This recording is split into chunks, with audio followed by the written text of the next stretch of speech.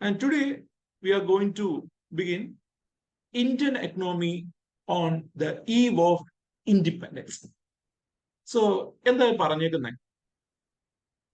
India 1947 August 15 സ്വതന്ത്രമാവുന്ന സമയത്ത് what was the status of Indian economy?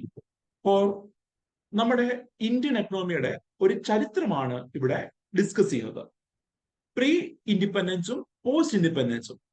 അതെന്താ ഈ പറഞ്ഞ Indian economy on the eve of independence നമുക്ക് കാണാൻ കഴിയും. And the source for studying this is +1 NCERT chapter 1. നമ്മുടെ +1 NCERT ചാപ്റ്റർ 1 നിങ്ങളത് വായിക്കുക. ആൻഡ് ഫസ്റ്റ് നമുക്ക് നോക്കാം, what is the necessity of studying India's economic history? ഇന്ത്യയുടെ സാമ്പത്തിക ചരിത്രം പഠിക്കുന്നതിന്റെ ആവശ്യകത എന്താണ്? ഇപ്പൊ നോക്കുവാണെങ്കിൽ നമ്മൾ വാർത്തകൾ കേൾക്കുന്നുണ്ട്, Indian economy is going to achieve a 5 trillion economy. And നിലവിൽ 5th ലാർജസ്റ്റ് എക്കണോമിയാണ് India. And we aim to become the 2nd largest by 2075. 2075 ഒക്കെ ആകുമ്പോൾ 2nd ലാർജസ്റ്റ് എക്കണോമി ആവാനായിട്ട് നമ്മൾ എയിം ചെയ്യുന്നുണ്ട്. ആൻഡ് നമ്മുടെ നിലവിലെ എക്കണോമിയുടെ സ്ട്രക്ചർ നോക്കുവാണെങ്കിൽ, the structure is deep rooted in India's history. Indian ഹിസ്റ്ററിയുമായിട്ട് നമ്മുടെ എക്കണോമിക് സ്ട്രക്ചർ ഭയങ്കരമായിട്ടും അലൈൻ ചെയ്തിട്ടുണ്ട്.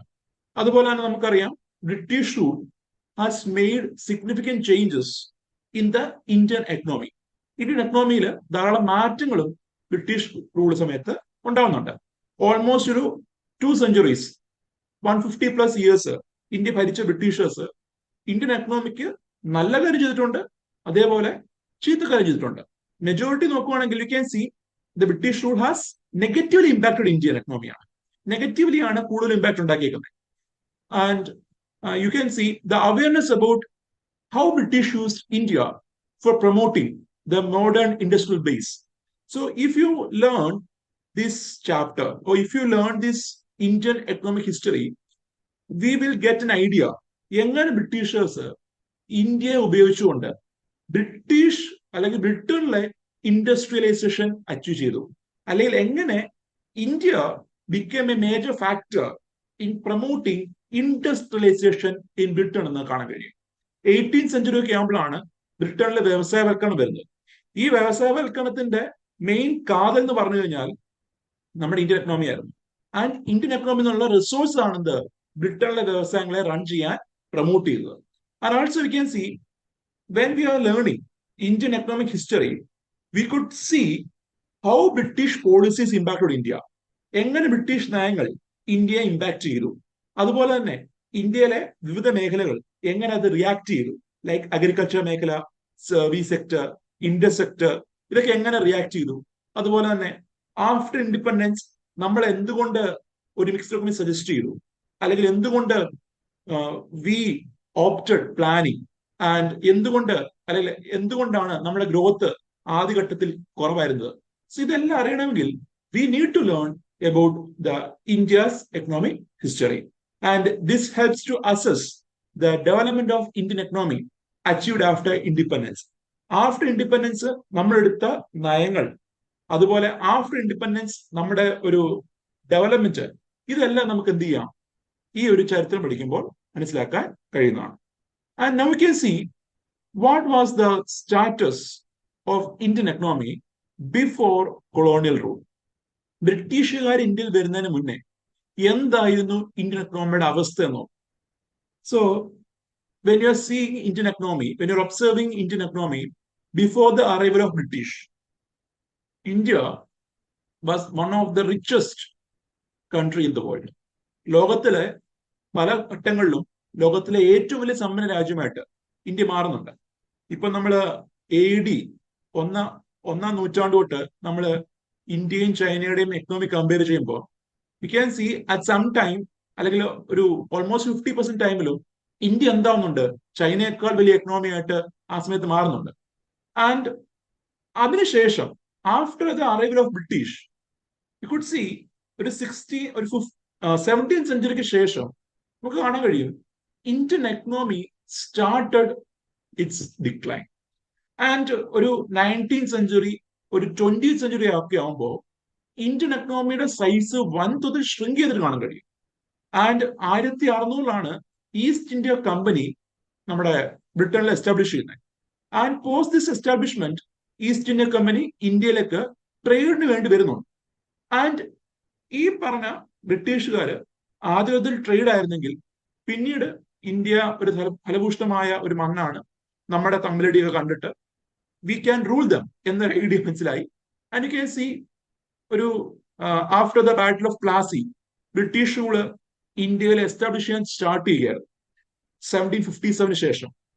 ആൻഡ് യു കുഡ് സി ഈ പറഞ്ഞ ബ്രിട്ടീഷ് റൂള് ഇന്ത്യൻ എക്കണോമി സത്യം പറഞ്ഞാൽ ലൂട്ട് ചെയ്യുകയായിരുന്നു, കൊള്ളയടിക്കുകയായിരുന്നു. സോ 17th സെഞ്ചുറിയിൽ 1600-കളിൽ when you are seeing Indian എക്കണോമിയെ നിരീക്ഷിക്കുകയാണെങ്കിൽ it is said that global എക്കണോമിയുടെ 25% ഷെയർ ഹോൾഡ് ചെയ്ത കൺട്രി ഇന്ത്യയാണ്. സോ നോർത്ത് നോക്കുക, before the arrival of British അല്ലെങ്കിൽ during the arrival of British global എക്കണോമിയുടെ 25%, 1/4 ഷെയർ ഹോൾഡ് ചെയ്ത കൺട്രി ആരാണ്? ഇന്ത്യയാണ്. എന്നാൽ ഈ ഒരു ഷെയർ 1947 ഒക്കെ ആകുമ്പോൾ ലെസ് ദാൻ 2% ആയിട്ട് എന്ത് ചെയ്യുന്നുണ്ട്? ഡിറ്റ്യൂറേറ്റ് ചെയ്യുന്നുണ്ട്. So 25% share in world G D പിയിൽ നിന്ന് less than 2% share in world G D പിയിലേക്ക് ഇന്ത്യൻ എക്കണോമി ഷ്രിങ്ക് ചെയ്യുന്നത് കാണാൻ കഴിയും. And this was the impact of British rule.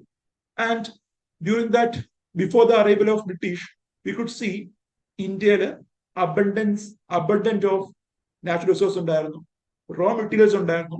And India was self sufficient ആയിരുന്നു, ഒരു ഫ്ലറിഷ്ഡ് എക്കണോമിയാണ്, സ്വമേധയാ സെൽഫ് സഫിഷ്യന്റ് എക്കണോമി ആയിരുന്നു. ആൻഡ് സ്ട്രക്ചർ നോക്കുവാണെങ്കിൽ most of the people are engaged in agriculture ആണ്. അതുകൊണ്ട് തന്നെ ഒരു അഗ്രൈൻ എക്കണോമി ആയിരുന്നു ഇന്ത്യ എന്ന് പറഞ്ഞു. ആൻഡ് ഇപ്പം നമ്മള് ആദ്യഘട്ടത്തില് ഏഷ്യൻ ഇന്ത്യ ഒക്കെ പഠിക്കുമ്പോൾ you might have heard about Indus valley civilisation, ഇല്ലേ? സോ ഇൻഡസ് വാലി സിവിലൈസേഷൻ പഠിക്കുന്ന സമയത്ത് നമുക്കറിയാം ഇൻഡസ് വാലി മുതലാണ് ആളുകളെ സെറ്റിൽ ചെയ്യാൻ തുടങ്ങിയത്. പണ്ട് കാലത്ത് മനുഷ്യൻ എങ്ങനെയായിരുന്നു? വാണ്ടറേഴ്സ് ആണ്, ഹണ്ടേഴ്സ് ഗ്യാദറേഴ്സ് ഒക്കെ പറഞ്ഞ വാണ്ടറേഴ്സ് ആയിരുന്നു. അവരിതിന് കൃത്യമായൊരു സ്ഥലമൊന്നുമില്ല. അവർ ഫുഡ് നേടി ഞാൻ കറങ്ങി നടക്കുന്നു, ഫുഡ് കഴിക്കുന്നു, കിടക്കുന്നു, അത് മാത്രമേ ഉള്ളൂ. പക്ഷെ എന്താ, അഗ്രികൾച്ചർ വന്ന ശേഷം ഇൻ ദ ഹ്യൂമൻ എവല്യൂഷൻ, കാർഷിക വൃത്തി വന്ന ശേഷം മനുഷ്യൻ എന്ത് ചെയ്യാൻ തുടങ്ങി? ഒരു ഏരിയയിൽ സെറ്റിൽ ചെയ്ത് തുടങ്ങി. ആൻഡ് ഇൻഡസ് വാലി സമയത്തും it is said that there are evidences that ആ എക്കണോമിയും ഒരു അഗ്രൈൻ എക്കണോമിയാണെന്ന് പറയുന്നുണ്ട്. അതിന് കാരണം പല സൈറ്റിലും, ഇൻഡസ് വാലി സൈറ്റിലും we could get the rice husk ഒക്കെ ഉണ്ടല്ലോ, റൈസ് ഹസ്ക് പോലെ ഐറ്റംസ് ഒക്കെ പല സൈറ്റിൽ നിന്ന് കിട്ടിയിട്ടുണ്ട്. ആൻഡ് അത് കാണിക്കുന്നത് എന്താണ്? ആ എക്കണോമിയും കാർഷികവൃത്തി ചെയ്തിരുന്നു, അഗ്രികൾച്ചർ ചെയ്തിരുന്നു എന്നാണത് സ്ഥാപിക്കുന്നത്. And you can C during this time, during the 1600s or during the 1500s, we could see ഇന്ത്യയില് ഒരു വെൽ നോൺ ഒരു വെൽ ഡെവലപ്ഡ് ഹാൻഡിക്രാഫ്റ്റ് ഇൻഡസ്ട്രി ഉണ്ടായിരുന്നു, കൈത്തറി വ്യവസായം ഉണ്ടായിരുന്നു. ഇപ്പം different types of textiles, textiles, precious stone works ഒക്കെ എന്ത് ചെയ്യുന്നുണ്ട്? ഈ ഹാൻഡിക്രാഫ്റ്റ് ഇൻഡസ്ട്രിയും അതുപോലെ ഈ പറഞ്ഞ ആർട്ടിസൻസ് ഒക്കെ ചെയ്യുന്നുണ്ടായിരുന്നു. ആൻഡ് നമ്മുടെ ബംഗാളിലൊക്കെ different variety of clothes, different variety of textiles മേക്കുന്നുണ്ടായിരുന്നു. You must have heard muslin കേട്ടുണ്ടോ? Muslin it's a cotton textile in Bengal. So ഇതൊക്കെ എന്താ, നമ്മുടെ ഇന്ത്യയിലുള്ള ഹാൻഡിക്രാഫ്റ്റ് ഇൻഡസ്ട്രിയുടെ ഒരു പ്രത്യേകതയായിരുന്നു. സോ ഹൈ ക്വാളിറ്റി ഉള്ള ഹൈ പ്രൈസ്ഡുള്ള ഐറ്റംസ് നമ്മൾ പ്രൊഡ്യൂസ് ചെയ്യുമായിരുന്നു. ആൻഡ് ഈ പറഞ്ഞ ഐറ്റംസ് മെജോറിറ്റിയും നമ്മൾ എന്ത് ചെയ്തു? എക്സ്പോർട്ട് ചെയ്യാൻ നോക്കി. ഇവിടെ മാത്രമല്ല, ഇന്ത്യയിൽ മാത്രമല്ല ഇതൊക്കെ അവൈലബിൾ. നമ്മുടെ ട്രേഡേഴ്സിലേക്ക് ഇന്ത്യ ഈ പറഞ്ഞ ഉൽപ്പന്നങ്ങൾ നൽകിയിരുന്നു. And also we can see before the arrival of British, India had diverse trading partners ഉണ്ടായിരുന്നു. ഒരൊറ്റ കൺട്രിയുമായിട്ടല്ല ഇന്ത്യക്ക് വ്യാപാരം ഉണ്ടായിരുന്നത്. പല കൺട്രീസുമായിട്ട് India had trade relation, like middle east countries, Egypt, China, then Ceylon or the Sri Lanka, ഇവയായിട്ടൊക്കെ എന്താണ് ഇന്ത്യക്ക് ധാരാളം ട്രേഡ് റിലേഷൻ ഉണ്ട്. ഇന്തോനേഷ്യ. ആൻഡ് ഈ കൺട്രീസുമായിട്ട് we could export lot of items. ഈ പറഞ്ഞ കോട്ടൺ മാത്രമല്ല, ടെക്സ്റ്റൈൽ മാത്രമല്ല, അതുപോലെ തന്നെ we can C artistic wares, made of glass, metal, spices, then opium, indigo, ഇങ്ങനെ ധാരാളം ഐറ്റംസ് നമ്മൾ എന്ത് ചെയ്യുന്നു, എക്സ്പോർട്ട് ചെയ്യുന്നു. ഇപ്പൊ ഞാൻ പലപ്പോഴും ക്ലാസ് എടുക്കുമ്പോൾ പറഞ്ഞൊരു കാര്യമുണ്ട്. ഇപ്പൊ നമ്മുടെ കേരളത്തില് അതുപോലെ നോർത്ത് ഇന്ത്യയില് ഈ രണ്ട് ഏരിയയിലും മുസ്ലിം കമ്മ്യൂണിറ്റിയെ കാണുന്നതിലൊരു വ്യത്യാസമുണ്ട്. ആൻഡ് കേരളത്തിൽ നോക്കുവാണെങ്കിൽ Muslim community were treated as traders ആണ്. സോ പണ്ട് കാലത്ത് നമ്മുടെ കേരളത്തില് ഈ ബ്രിട്ടീഷുകാരുടെ വരവിന് മുന്നേ തന്നെ നോക്കുവാണെങ്കിൽ അറബികളുമായിട്ട് ധാരാളം വ്യാപാരം നമുക്കുണ്ടായിരുന്നു. സോ നമ്മുടെ കേരളത്തില് ഈ പറഞ്ഞ മലബാർ പ്രദേശത്തും കോഴിക്കോട്, അതുപോലെ തന്നെ വി ക്യാൻ സി നമ്മുടെ കൊച്ചി, സോ ഇവിടെ നിന്നൊക്കെ ധാരാളം ഉൽപ്പന്നങ്ങൾ അറബികൾക്ക് ട്രേഡ് ചെയ്യുമായിരുന്നു. ആൻഡ് അത് തന്നെ നമുക്ക് കേട്ട് കാണും, അറബി കല്യാണം എന്ന് പറഞ്ഞൊരു ഇവന്റ് തന്നെ നമുക്ക് കേരളത്തിൽ ഉണ്ടായിരുന്നു. So we are treating the Muslim community in Kerala, അല്ലെങ്കിൽ നമ്മുടെ കേരളത്തിലുള്ള സൗത്ത് ഇന്ത്യയില് ഈ പറഞ്ഞ അറബ് വ്യാപാരികളെ നമ്മൾ കാണുന്നത് എന്താണ്, കച്ചവടക്കാരായിട്ടാണ്, ട്രേഡേഴ്സ് ആയിട്ടാണ്. പക്ഷെ നേരെ മറിച്ച് നോർത്ത് ഇന്ത്യയുടെ കേസ് അങ്ങനെ ഇരുന്നില്ല. നോർത്ത് ഇന്ത്യ കേസ് നമുക്ക് കാണുവാണെങ്കിൽ നോർത്ത് ഇന്ത്യൻസില് പലരും കാണുന്നത് ഈ പറഞ്ഞ അഫ്ഗാനിൽ നിന്നും അതുപോലെ പേർഷ്യയിൽ നിന്നൊക്കെ വരുന്ന ഇൻവേഡേഴ്സ് ആയിട്ടാണ്. കാരണം നമുക്കറിയാം കോൺക്വസ്റ്റ് നടക്കുന്നുണ്ട്, ധാരാളം കിങ്ഡംസ് നമ്മുടെ നോർത്ത് ഇന്ത്യൻ പോർഷൻ ഉണ്ടാവുന്നുണ്ട്. ഇപ്പം പല കിങ്ഡംസ് വരുമ്പോഴും സൗത്ത് ഇന്ത്യ പലപ്പോഴും എന്താ ഒരു മാറുന്ന അവസ്ഥയാണ്. ഇപ്പൊ നമ്മൾ കാണുന്ന മുഗൾ എംപയർ ആയാലും അതുപോലെ തന്നെ അശോകൻ എംപയർ ആയാലും മൗര്യൻ എംപയർ ആയാലും, സോ വി ക്യാൻ സി പല എംപയർ വരുമ്പോഴും സൗത്ത് ഇന്ത്യ പൂർണ്ണമായിട്ട് പിടിച്ചെടുക്കാനോ അല്ലെങ്കിൽ സൗത്ത് ഇന്ത്യയിൽ പൂർണ്ണമായിട്ട് ഒരു അധിനിവേശം സ്ഥാപിക്കാനോ ആർക്കും കഴിയുന്നില്ല. ആൻഡ് നോർത്ത് ഇന്ത്യ പറയുമ്പോൾ അങ്ങനല്ല. നോർത്ത് ഇന്ത്യയിൽ പല പല കിങ്ഡംസ് എന്ത് ചെയ്യുന്നുണ്ട്, മാറി മാറി വരുന്നുണ്ട്. ഇപ്പം ഗുപ്തൻ എംപയർ, മൗര്യൻ എംപയർ, ഇങ്ങനെ പല പല ഉണ്ട്, സുൽത്തനേറ്റ് കിങ്ഡം, മുഗള്, ഇങ്ങനെ പല കിങ്ഡം വരുന്നുണ്ട്. ആൻഡ് ആ സമയത്ത് നോക്കുമ്പോൾ അവരുടെ ആളുകളുടെ ഇടയിൽ ഒരു തോട്ടം എന്ന് വെച്ചാൽ എന്താ, ഇവര് പേർഷ്യന്നോ അഫ്ഗാനിൽ വന്ന ഇൻവേഡേഴ്സ് ആണ്, അവർ നമ്മളെന്താ അധിനിവേശം ചെയ്തു, നമ്മുടെ ഭരിക്കാൻ വന്നു, ആ ഒരു തോട്ടുണ്ട്. സോ ഈ രണ്ടും എന്താണ് എക്സ്ട്രീം ആംഗിൾ ആണ്. നമ്മൾ കാണുന്നത് എന്താ, നമ്മുടെ ഒരു ട്രേഡറായിട്ടും നമ്മുടെ കൾച്ചറുമായിട്ട് നമ്മുടെ കൾച്ചറിനെ അക്സെപ്റ്റ് ചെയ്യുന്ന ഒരു കമ്മ്യൂണിറ്റി ആയിട്ടൊക്കെ നമ്മൾ കാണുന്നത്. എന്നാൽ അവിടെ അങ്ങനല്ല, അവിടെ വേറൊരു തോട്ട് പ്രോസസ് അവിടെ ഡെവലപ്പ് ചെയ്തിട്ടുണ്ട്. അത് കാരണം എന്താണ്, ഈ പറഞ്ഞ ടിൽറ്റിംഗ് ആണ്. നമ്മുടെ ചരിത്രത്തെ ഒന്ന് ടിൽറ്റ് ചെയ്യുകയും അതുപോലെ ഈ പറഞ്ഞ പല ആളുകളും അവർക്ക് വേണ്ട രീതിയിൽ എന്ത് ചെയ്യുന്നുണ്ട്, പല ഇവന്റ്സിനെ ഇന്റർപ്രിറ്റ് ചെയ്യുന്നുണ്ട്. അതിന്റെ ഭാഗമായിട്ട് എന്താ ഒരു ഹേറ്റ് ഡെവലപ്പ് ചെയ്യാൻ നോക്കുന്നുണ്ട്. അതുപോട്ടെ, ഞാൻ പറഞ്ഞു വെച്ചാൽ എന്താ എന്തുകൊണ്ടുണ്ടാന്ന് വെച്ച് കഴിഞ്ഞാൽ ഈ ഒരു കേരളത്തിന് പ്രത്യേകിച്ച് എടുക്കുമ്പോൾ ധാരാളം ട്രേഡ് നമുക്ക് ഉണ്ടായിരുന്നു ഈ പറഞ്ഞ മിഡിൽ ഈസ്റ്റ് കൺട്രീസ് ആയിട്ട്. അതുകൊണ്ട് തന്നെയാണ് നമ്മുടെ ആദ്യഘട്ടത്തിലൊക്കെ പ്രവാസികളൊക്കെ വിദേശത്തേക്ക് പോകുമ്പോൾ എങ്ങോട്ടാ പോകുന്നത്, മിഡിൽ ഈസ്റ്റ് രാജ്യത്തിലേക്കാണ്. നമ്മള് അങ്ങ് മറ്റേ ബ്രിട്ടനിലേക്കോ അല്ലെങ്കിൽ ഈ പറഞ്ഞ സിലോണിലേക്കോ ഒന്നും അല്ല പോയത്.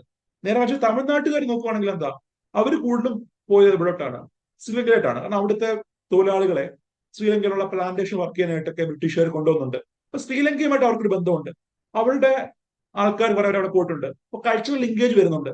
എന്നാൽ നമ്മൾ ഇവിടെ നോക്കുവാണെങ്കിൽ എന്താ നമ്മൾ കൂടുതലും പോകുന്നത് അങ്ങോട്ടാണ്, പണിയെടുക്കാൻ പോകുന്നുണ്ട്. അതല്ലാതെ ഈ ആഫ്റ്റർ ഇൻഡിപെൻഡൻസ് ഈ പറഞ്ഞ അറബ് നേഷൻസ് ആയിട്ട് നമ്മൾ എന്ത് ചെയ്യുന്നുണ്ട്, വി ഹാഡ് ഒരു നല്ലൊരു റിലേഷൻ നമുക്കുണ്ട്. അതുകൊണ്ട് തന്നെയാണ് നമുക്ക് ഓർമ്മയുണ്ടാവും കുറച്ചു കാലം മുന്നേ നമ്മുടെ ഖത്തറിലെ രാജാവല്ലേ, ഖത്തറിലെ രാജാവ് ഒരിക്കൽ കേരളത്തിൽ വന്നിട്ടുണ്ടായിരുന്നു. അത് പിന്നീട് വിവാദമൊക്കെ ആയി. അതുപോലെ ആ സമയത്താണ് ഒരു ടേം വന്നത്, പാരാ ഡിപ്ലോമസിന്റെ ഒരു ടേം ഉണ്ടായിരുന്നു. Have you heard about this term, para diplomacy? ആരെങ്കിലും കേട്ടുണ്ടോ ഈ ഒരു ടേം, പാരാ ഡിപ്ലോമസി? നമ്മള് ഈ ഒരു വിത്തിൻ ഒരു 10 years സ്ഥിരം വാർത്തയിൽ വരുന്ന ഒരു ടേമാണ് para diplomacy. Did even heard about this term, para diplomacy?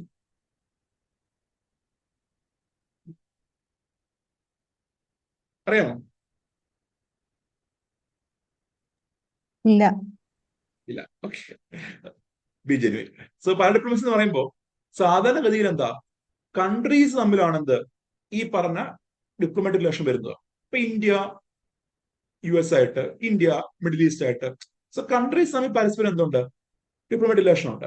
ഇത് കൂടാതെ കൺട്രീസിനകത്തുള്ള യൂണിറ്റ്സ് തമ്മിൽ, കൺട്രീസിനകത്തുള്ള യൂണിറ്റ്സ് ലൈക്ക് കേരള ഒരു വിദേശ രാജ്യമായിട്ട് ഈ പറഞ്ഞ റിലേഷൻ ഉണ്ടാകുന്നു, അല്ലെങ്കിൽ വെസ്റ്റ് ബംഗാൾ ഒരു വിദേശ രാജ്യമായിട്ട് ഒരു കോപ്പറേഷൻ ഉണ്ടാകുന്നു, തെലങ്കാന ഒരു വിദേശ രാജ്യമായിട്ട് കോപ്പറേഷൻ ഉണ്ടാകുന്നു. അതാണ് എന്ത് പാരാ ഡിപ്ലോമസി. സോ ഡിപ്ലോമസി എന്ന് പറയുമ്പോൾ എന്താ, കൺട്രീസിന്റെ തമ്മിൽ അല്ലെങ്കിൽ ഒരു കൺട്രിയുടെ സെൻട്രൽ ഗവൺമെന്റ് തമ്മിൽ ഈ പറഞ്ഞ റിലേഷൻ ഉണ്ടാവുന്നു, അത് നമുക്ക് പറയാം. അതാണ് ഡിപ്ലോമസി, ഡിപ്ലോമാറ്റിക് റിലേഷൻ എന്ന് പറയാം. പാര ഡിപ്ലോമസി എന്ന് പറയുമ്പോൾ ഒരു കൺട്രിയിലുള്ള യൂണിറ്റും മറ്റൊരു കൺട്രിയും തമ്മിൽ എന്തുണ്ട്, ഒരു ബന്ധം ഉടലെടുക്കുന്നു. സോ ദാറ്റ് ഈസ് പാര ഡിപ്ലോമസി. സോ ഈ അടുത്തിടയ്ക്ക് നമ്മുടെ പ്രത്യേകിച്ച് ഖത്തറിന്റെ രാജാവ് കേരളത്തിൽ വിസിറ്റ് ചെയ്ത ശേഷം ഒക്കെ വന്ന് കേട്ട ഒരു ടേമാണ് ഈ para diplomacy. So that is about the trade relation. And also you can see the structure of population നോക്കുവാണെങ്കിൽ മെജോറിറ്റി പോപ്പുലേഷൻ എന്താണ്, റൂറൽ പോപ്പുലേഷൻ ആണ്. And during this time urbanisation ഉണ്ടാകുന്നുണ്ടെങ്കിലും മെജോറിറ്റി പോപ്പുലേഷൻ എന്താണ്, റൂറൽ പോപ്പുലേഷൻ ആണ്. And Indus valley സമയത്ത് you can see അവിടെയുള്ള drainage facility, sewage facility, ഇവയൊക്കെ ഇപ്പം പോലും എന്താ നമുക്ക് റിപ്ലിക്കേറ്റ് ചെയ്യാൻ പറ്റില്ല. സോ ഇൻഡസ് വാലി സമയത്ത് they had well structured drainage and sewage facility. And till now we could not replicate that drainage system എന്നാണ് പറയുന്നത്. So this was the feature of Indian economy before the arrival of British. എന്നാൽ അതിന് മുമ്പായിട്ട് we can see an excerpt which was written by a French traveler, Bernier. നമ്മുടെ ബംഗാളിനെ പറ്റി French traveller vernier പറഞ്ഞൊരു except ആണ് ഞാനിവിടെ കൊടുത്തേക്കുന്നത്. So the except was written or was describing about Bengal in 17th century.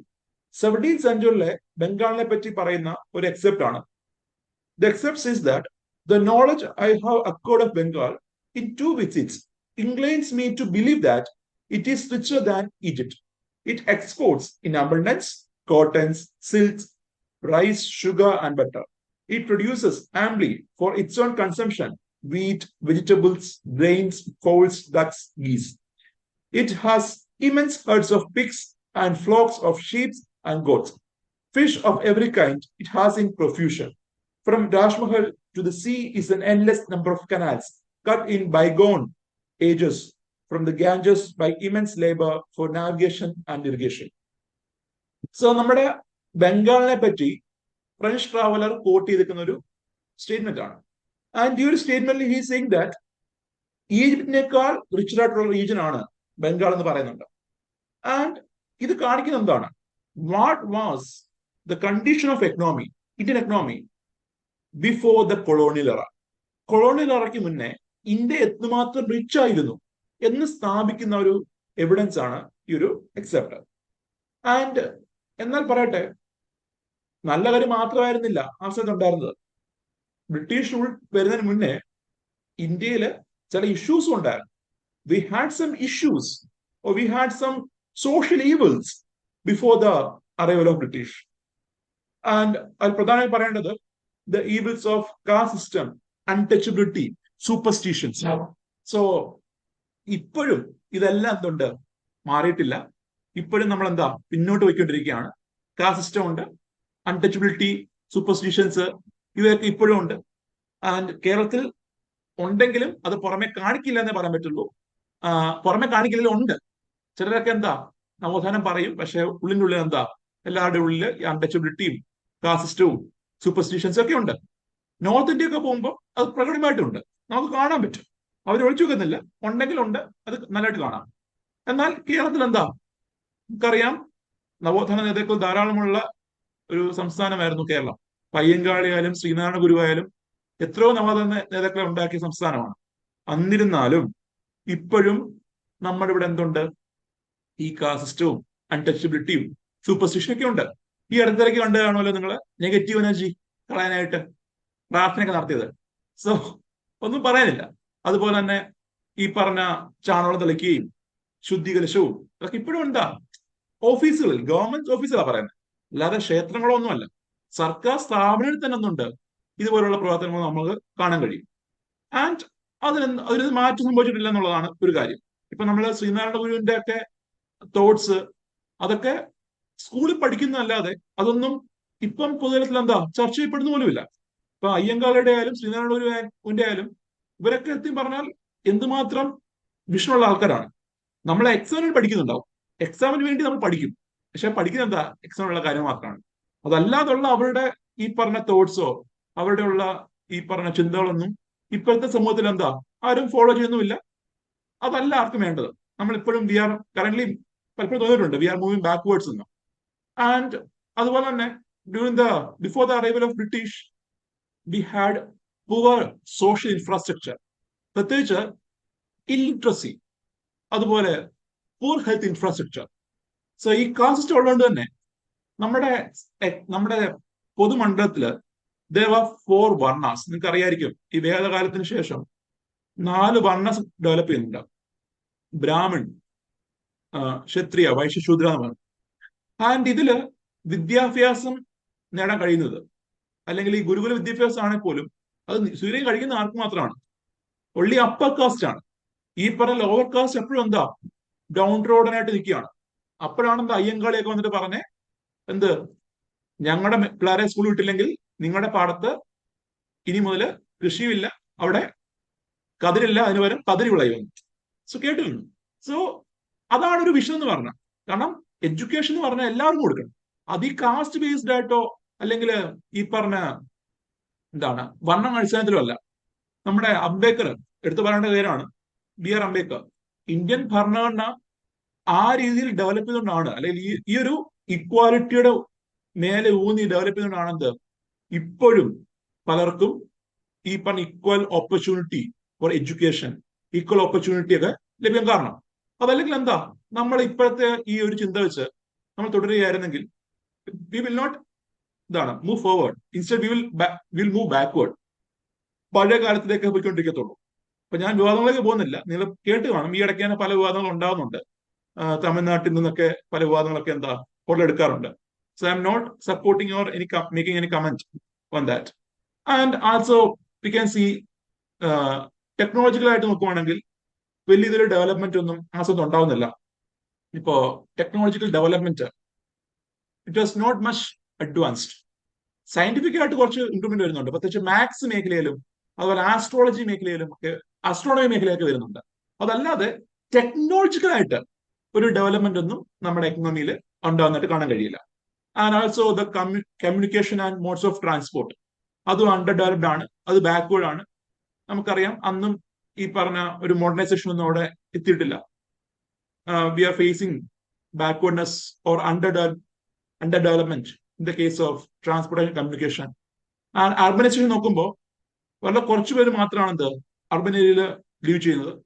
And before the arrival of British also you can see the land revenue laws were exploitative in nature ആണ്. ഈ പറഞ്ഞ രാജാക്കന്മാരെ എംപോസ് ചെയ്യുന്ന land revenue ആണെങ്കിലും എന്താണ് exploitative nature ഉണ്ടെന്ന് കാണാൻ കഴിയും. And this was the issues before the arrival of British rule.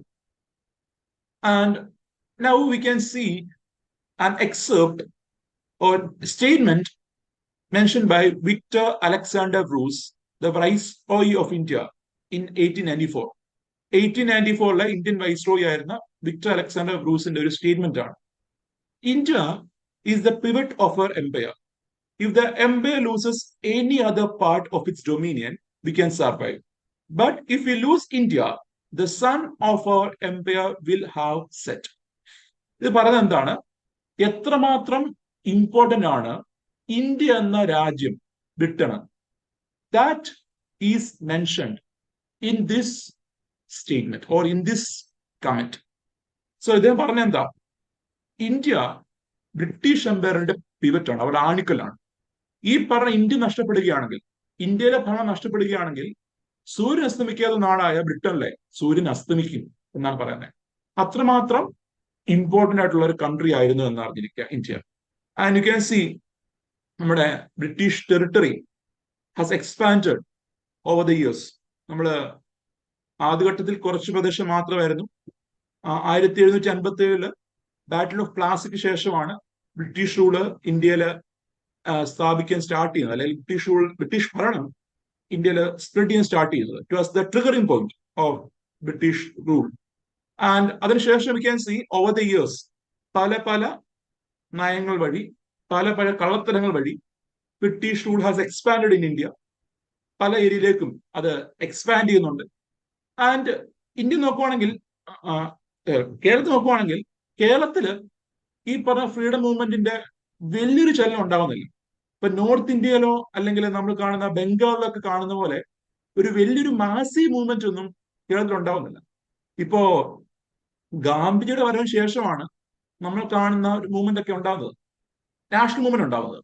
അതിന് മുന്നേ നോക്കുമ്പോൾ നമ്മുടെ കേരളത്തിൽ ധാരാളം റിഫോം മൂവ്മെന്റ് ഉണ്ടാകുന്നുണ്ട്. ഇപ്പൊ ശ്രീനാരായണ ഗുരുവിന്റെയും അയ്യങ്കാളുടെയും ഒക്കെ ഭാഗത്തിൽ നമുക്കറിയാലോ, പണ്ഡിറ്റ് കറുപ്പൻ ധാരാളം നേതാക്കളുണ്ട്. ഇവരൊക്കെ ഇപ്പം പുസ്തകത്തിൽ മാത്രമാണ് കേട്ടോ. ഇവർ പറയട്ടെ, നമ്മള് KS എക്സാമിന് പഠിക്കുമ്പോൾ അല്ലെങ്കിൽ KPSC എക്സാമിന് പഠിക്കുമ്പോൾ we will learn about them. നമ്മൾ ഇവരെ പഠിക്കുന്നുണ്ട്, പിന്നെ സ്കൂളുകളിലും കുട്ടികൾ പഠിക്കുന്നുണ്ട്. അതല്ലാതെ അവരെ പറ്റിയൊരു അനുസ്മരണമോ അവരെ പറ്റിയുള്ള അവരുടെ ആശയങ്ങളെ പറ്റിയുള്ള അനുസ്മരണമോ ഒന്നുമില്ല. നമ്മളിപ്പോ എന്താണ്, ശ്രീനാരായണ ഗുരു സമാധിക്ക് അവധിയുണ്ട്, ശ്രീനാരായണ ഗുരു ജയന്തിക്ക് അവധിയുണ്ട്, അയ്യങ്കാളി ജയന്തിക്ക് അവധിയുണ്ട്. ഓക്കെ, അവധിയുണ്ട്, ഹാപ്പി. അതല്ലാതെ ആ സമയത്ത് പോലും നമ്മൾ എന്താ അതിനെ പറ്റിയൊരു ചർച്ചയോ അതിനെ പറ്റിയൊരു ഡിസ്കഷനോ ഒന്നുമില്ല. കാരണം താല്പര്യമില്ല എല്ലാവർക്കും. കാരണം ആരും എന്താ ജാതി വെച്ചിട്ട് കാര്യമില്ലല്ലോ. ജാതിയും അതുപോലെ തന്നെ ഈ പറഞ്ഞ ഇതുണ്ടല്ലോ, ഈ ഈ യോഗങ്ങളിലൊക്കെ ഇത് കാണുമല്ലോ, ഈ ഓരോ സമയത്തും ജാഥയൊക്കെ കാണും. ആ ജാഥ നടക്കുമ്പോൾ അതിനേക്കാളും നല്ലത് എന്താ, ആൾക്കാരുടെ ഇടയിലുള്ള തോട്ട്സ് റിഫോം ചെയ്യുന്നുള്ളതാണ്. ഒരു ജാതി ഒരു ദൈവം ഒരു മതം എന്ന് പറയുമ്പോൾ അതിനുള്ളിലുള്ള അർത്ഥം, ആ ഔട്ടർ മീനിങ് അല്ലാതെ ഇന്നർ മീനിങ് എടുക്കാനായിട്ട് പറ്റിയിട്ടില്ല. ഇപ്പൊ നമ്മുടെ ഇപ്പൊ എല്ലാതും അങ്ങനെ ആണല്ലോ. നമ്മളിവിടെ ഇപ്പം പല പല ഇതിലും നമ്മളെ സൂപ്പർഫിഷ്യൽ ആയിട്ടുള്ള ഐഡിയ ആണ് നിൽക്കുന്നത്. അതിനുള്ളിലുള്ള അതിന്റെ മെയിൻ എലമെന്റ് അല്ലെങ്കിൽ അതിന്റെ കോർ എന്താണെന്നുള്ളത് എന്താ പലരും അറിയാണ്ട് പോവാണ്. And now I can show you, I am showing you a picture. This picture is called as white man's burden. White man's burden എന്നറിയപ്പെടുന്ന ഒരു പിക്ചറാണിത്. ഇതുപോലൊരു പോയമുണ്ട്, നമ്മുടെ റുഡ്യാർഡ് കിപ്ലിംഗ് എഴുതിയ ഒരു പോയമുണ്ട് ഇതേ സെയിം പേരിൽ. റുഡ്യാർഡ് കിപ്ലിംഗ് എഴുതിയ ഇതേ പേരിൽ ഒരു പോയമുണ്ട്, white man's burden. And white man's burden is the theory used by the Britishers to justify the colonial rule in various countries.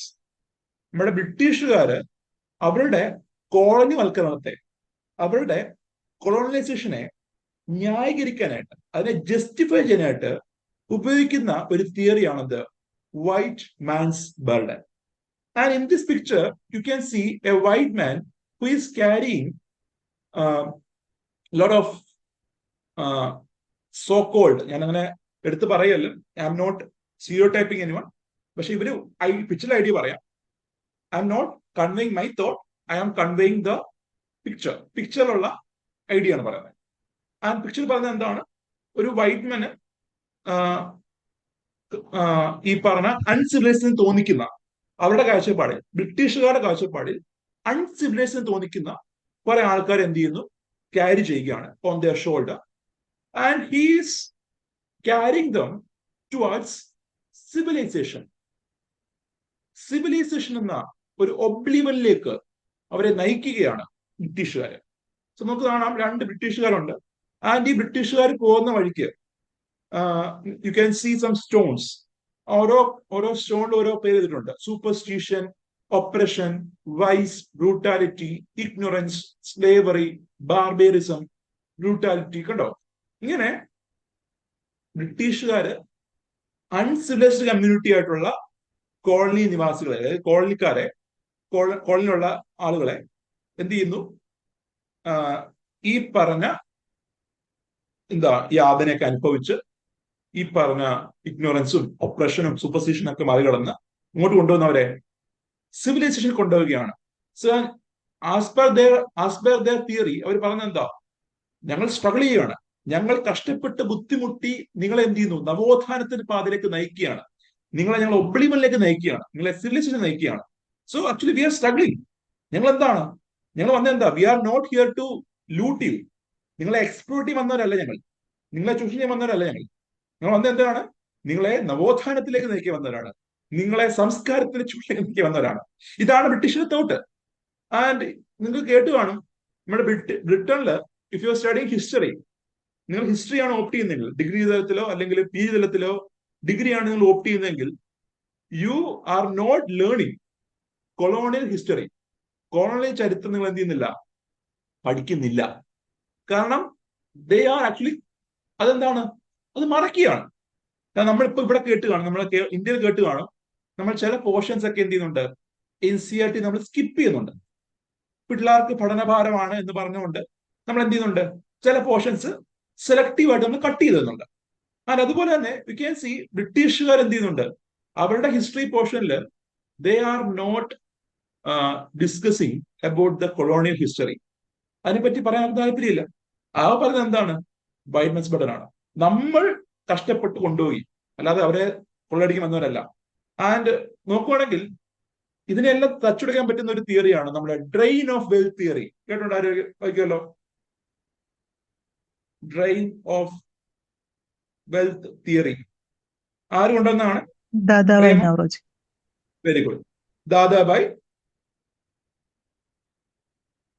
Naoroji കൊണ്ടുവന്ന drain of wealth theory. And ആ തിയറി പറഞ്ഞത് എന്താണ്, ബ്രിട്ടീഷുകാര് ഇന്ത്യയുടെ വെൽത്ത് ലൂട്ട് ചെയ്യുകയാണ്. ആൻഡ് ഇന്ത്യയുടെ wealth അനുഭവിക്കുന്നത് ഇന്ത്യക്കാരല്ല. The wealth of India is not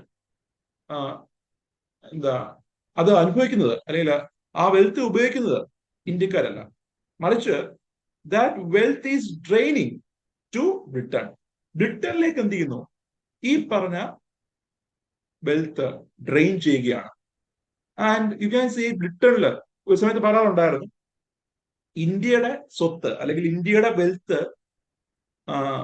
അല്ലെങ്കിൽ ഇന്ത്യയിൽ നിന്ന് കൊള്ളയടിച്ച വെൽത്ത് ഉപയോഗിക്കാത്ത ഒരു വീട് പോലും ബ്രിട്ടനിൽ ഇല്ല എന്ന് പറയുമായിരുന്നു. കാരണം എല്ലാരും കൂട്ടിത്തുടങ്ങുന്നത് കൊള്ളയടിക്കുന്നത്.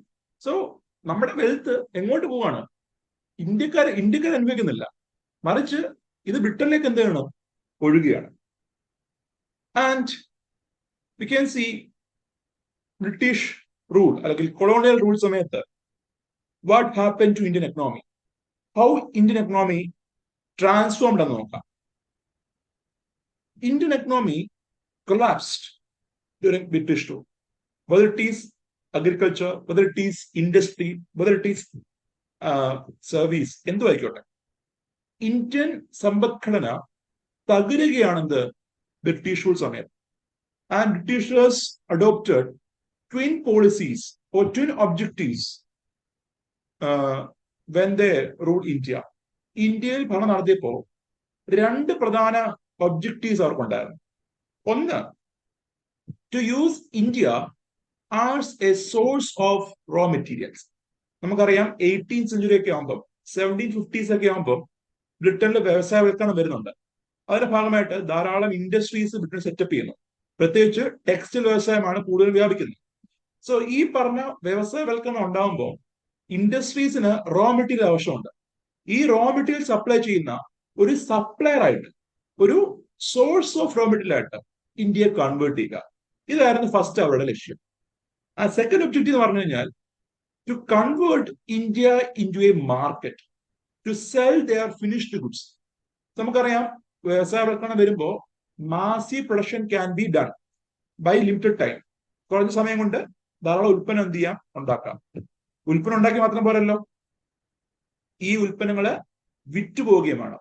These item need to be sold in the market. അപ്പൊ ഇങ്ങനെ വിറ്റുപോകണമെങ്കിൽ ബ്രിട്ടീഷേഴ്സ് വാണ്ടഡ് മാർക്കറ്റ്സ്. അങ്ങനെ ബ്രിട്ടനിലെ ഉൽപ്പന്നങ്ങൾ വിറ്റ് തീർക്കാൻ കഴിയുന്ന, അത് വിൽക്കപ്പെടാൻ കഴിയുന്ന ഒരു വിപണിയായിട്ട് എന്ത് ചെയ്യുക, ഇന്ത്യ മാറ്റുക. സോ ഒരു സപ്ലയർ ഓഫ് റോ മെറ്റീരിയൽ ആയിട്ടും market four selling finished goods ആയിട്ടും ഇന്ത്യയെ കൺവേർട്ട് ചെയ്യുക. ഇതായിരുന്നു എന്ത്, ബ്രിട്ടീഷുകാരുടെ പ്രധാന ലക്ഷ്യം. അല്ലാതെ ഇന്ത്യയില് ഒരു വ്യവസായവൽക്കരണം വരികയോ അല്ലെങ്കിൽ ഇന്ത്യയില് പുതിയ വ്യവസായങ്ങൾ വൈഡ് സ്പ്രെഡ് ആയിട്ട് എസ്റ്റാബ്ലിഷ് ചെയ്യുകയോ ഒന്നും ബ്രിട്ടീഷുകാരുടെ അജണ്ടയിലെ ഇല്ലായിരുന്നു നമുക്ക് കാണാൻ കഴിയും. സോ ദ മെയിൻ അജണ്ട എന്തായിരുന്നു, ഈ രണ്ടുമായിരുന്നു. നൗ യു ക്യാൻ സി ഓരോ മേഖലയിലും അല്ലെങ്കിൽ ഓരോ സെക്ടറിലും ഏതൊക്കെ രീതിയിൽ നമ്മുടെ എക്കണോമി ഇമ്പാക്ട് ചെയ്യപ്പെട്ടു എന്ന് നോക്കാം. So when you are seeing the overall picture of economy, industry, agriculture, industry, ഇവയൊക്കെ എന്ത് ചെയ്തു, തകർന്നു. അതുപോലെ തന്നെ there was massive poverty and high unemployment. And ഈ ഹൈ അൺഎംപ്ലോയ്മെന്റും മാസീവ് പോവർട്ടി ഉണ്ടാവാൻ ഒരു കാരണം നമ്മുടെ British made finished goods Indian വിപണിയിലേക്ക് വരുമ്പോൾ, ബ്രിട്ടനിലെ ഫിനിഷ്ഡ് ഗുഡ്സ് ഇന്ത്യൻ വിപണിയിലേക്ക് വരുമ്പോൾ വി കുഡ് സി ഇന്ത്യയിൽ ഉണ്ടായിരുന്ന ട്രഡീഷണൽ ഹാൻഡിക്രാഫ്റ്റ് ഇൻഡസ്ട്രി അത് തകരുകയാണ്.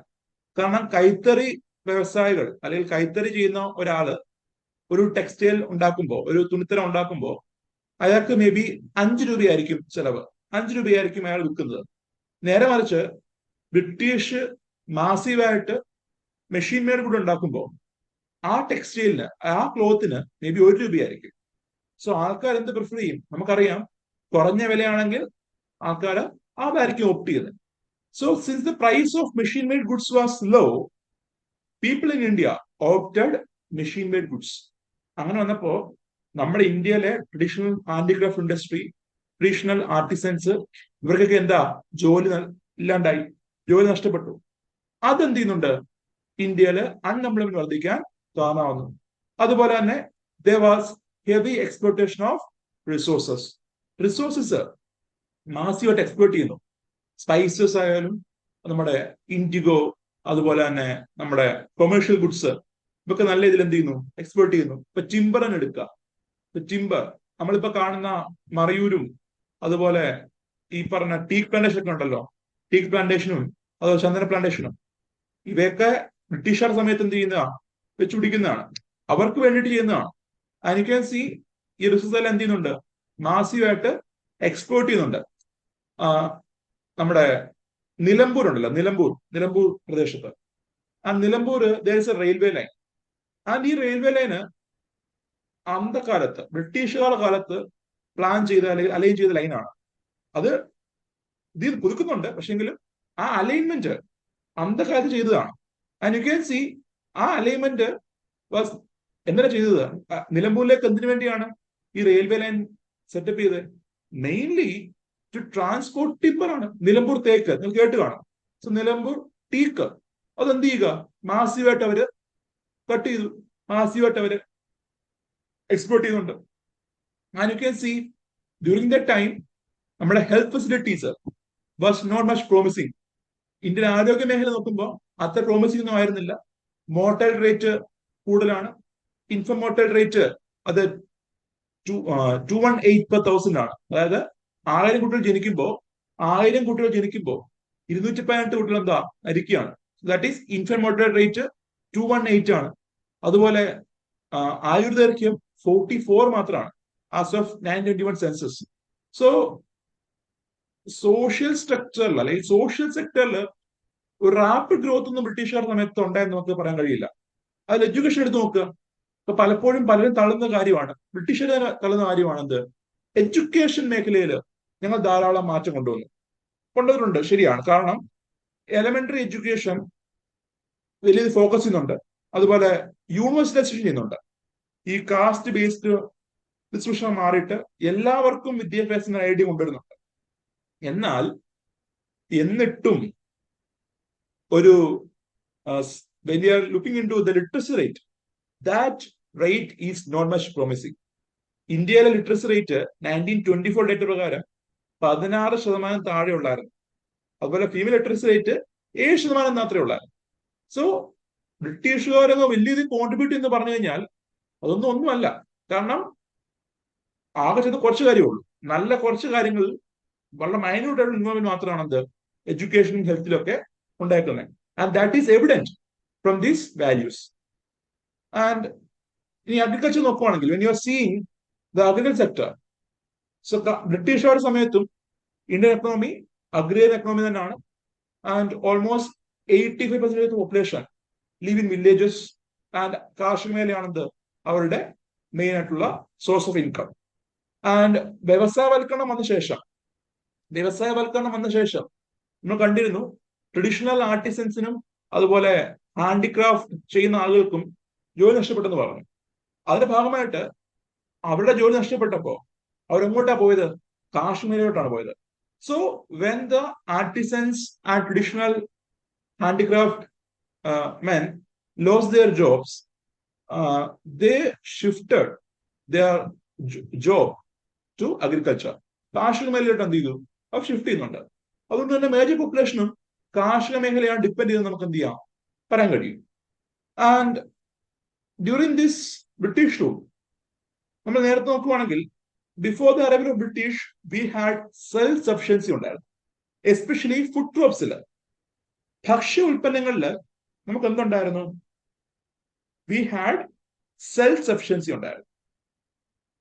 എന്നാൽ ബ്രിട്ടീഷ് റൂൾ സമയത്ത് ഈ സെൽഫ് സഫിഷ്യൻസി എന്താ, ഇല്ലാണ്ടാവുകയാണ്. അതിന് കാരണം Britishers promoted commercialisation in agriculture ആണ്. കാർഷിക മേഖലയിൽ കൊമേഴ്സ്യലൈസേഷൻ ബ്രിട്ടീഷുകാർ പ്രൊമോട്ട് ചെയ്തു.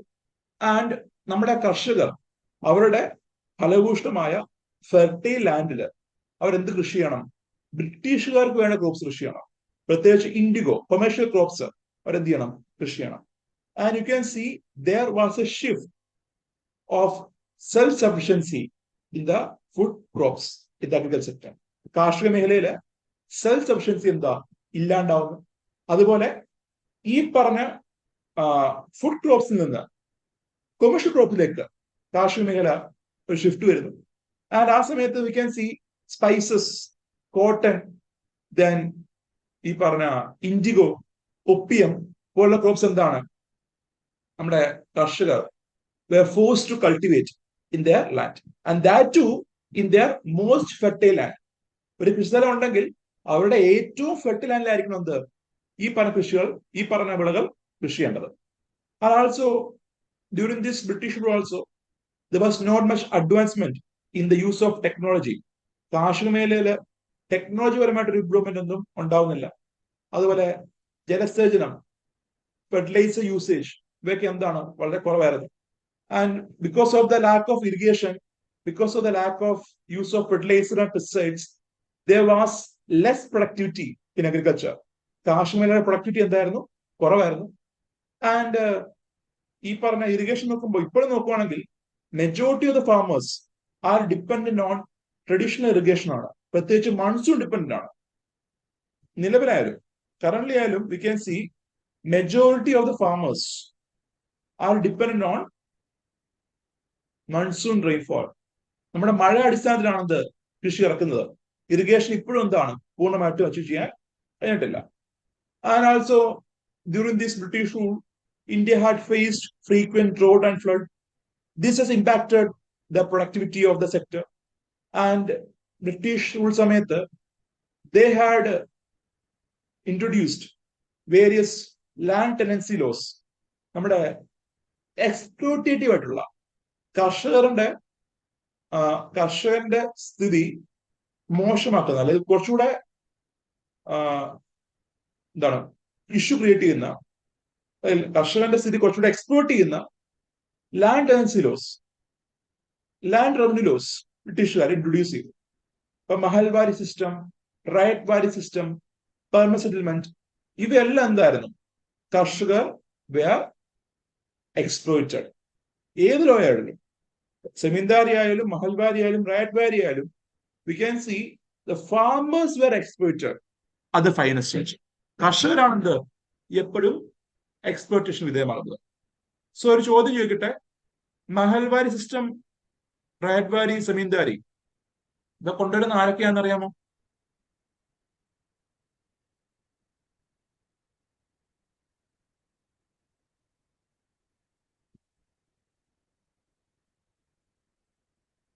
പഠിച്ചല്ലേ ഹിസ്റ്ററി?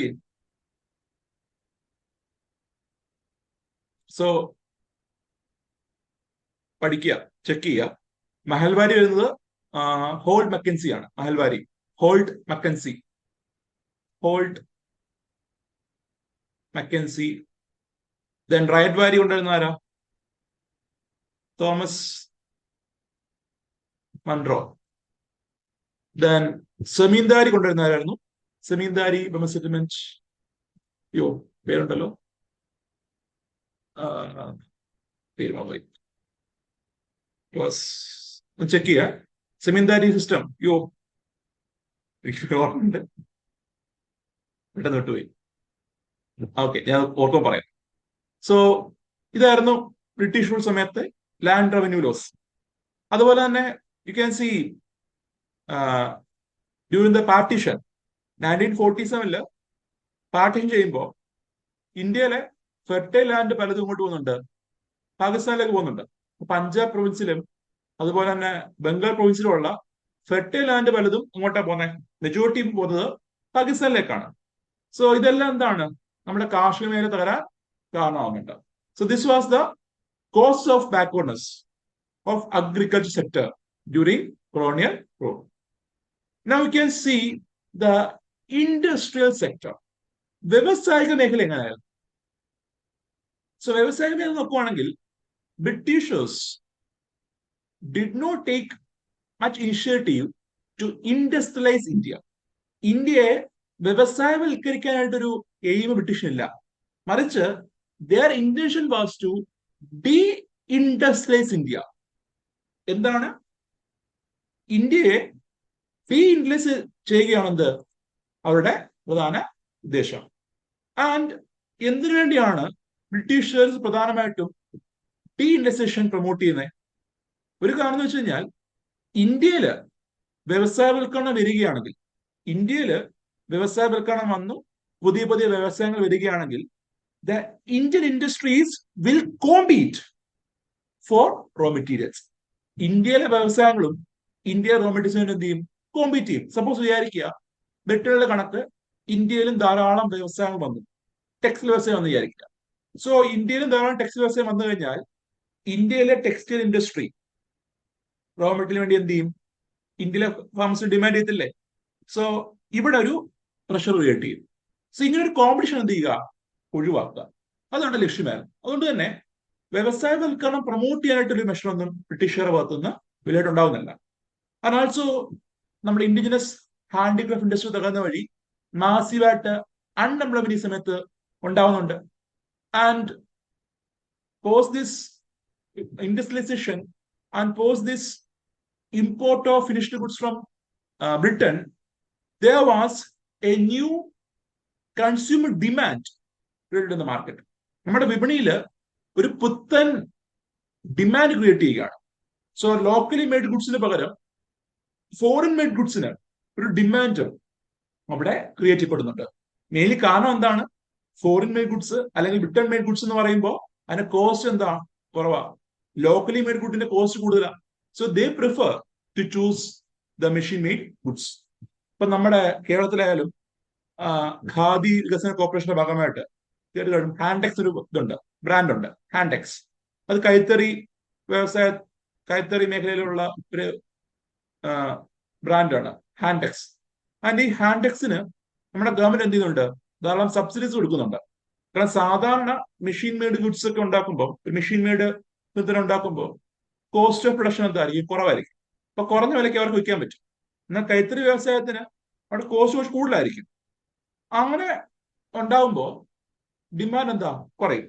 അപ്പൊ ആ ഡിമാൻഡ് കുറയാൻ പാടില്ല, അല്ലെങ്കിൽ അതിന്റെ പ്രൈസ് വലിയ രീതിയിൽ കൂടാൻ പാടില്ല. അപ്പൊ അതിന് ഗവൺമെന്റ് എന്ത് ചെയ്യും? അതിന്റെ പ്രൈസ് കുറയ്ക്കാനായിട്ട് കുറച്ച് സബ്സിഡീസ് ഗവൺമെന്റ് പ്രൊവൈഡ് ചെയ്യും. അങ്ങനെ നമ്മുടെ മറ്റുള്ള ഡ്രസ്സസുമായിട്ട് അല്ലെങ്കിൽ മറ്റുള്ള ക്ലോത്ത്സുമായിട്ട് കോമ്പീറ്റ് ചെയ്യാനായിട്ട് ഇവർക്ക് കഴിയുന്നതായിരിക്കും. ആൻഡ് നമ്മുടെ ബ്രിട്ടീഷേഴ്സിന് നമ്മൾ പറഞ്ഞു they had two fold motive behind deindustrialisation. നമ്മുടെ റോ മെറ്റീരിയൽസിന് മേലെ ഒരു പ്രശ്നം ഉണ്ടാകാൻ പാടില്ല. റോ മെറ്റീരിയൽസ് സപ്ലൈ ചെയ്യുന്ന ഒരു കൺട്രി ആയിട്ട് ഇന്ത്യ മാറണം. അതുപോലെ തന്നെ ബ്രിട്ടീഷ് ഗുഡ്സ് വിൽക്കാൻ കഴിയുന്ന ഒരു മാർക്കറ്റായിട്ട് ഇന്ത്യ മാറണം. ഇതായിരുന്നു എന്ത്? ഡീഇൻഡസ്ട്രിയലൈസേഷൻ പ്രൊമോട്ട് ചെയ്യാനായിട്ട് ബ്രിട്ടീഷുകാരുടെ പ്രധാന ലക്ഷ്യം, പ്രധാന കാരണം. ആൻഡ് ഓൾസോ എന്നാൽ towards the second half of 19th century, പ്രത്യേകിച്ച് 1850s ശേഷം ഇന്ത്യയിൽ ചില വ്യവസായം എന്ത് ചെയ്യുന്നുണ്ട്? എസ്റ്റാബ്ലിഷ് ചെയ്യുന്നുണ്ട്. അതിൽ ചിലത് ബ്രിട്ടീഷ് ട്രേഡേഴ്സ് ഇനിഷ്യേറ്റ് ചെയ്യുന്നുണ്ട്, അതുപോലെ ചിലത് ഇന്ത്യക്കാർ ഇനിഷ്യേറ്റ് ചെയ്യുന്നുണ്ട്. സോ ബ്രിട്ടീഷ് ട്രേഡേഴ്സും ഇന്ത്യക്കാരുടെ ഇനിഷ്യേറ്റീവില് we can see second ഹാഫില്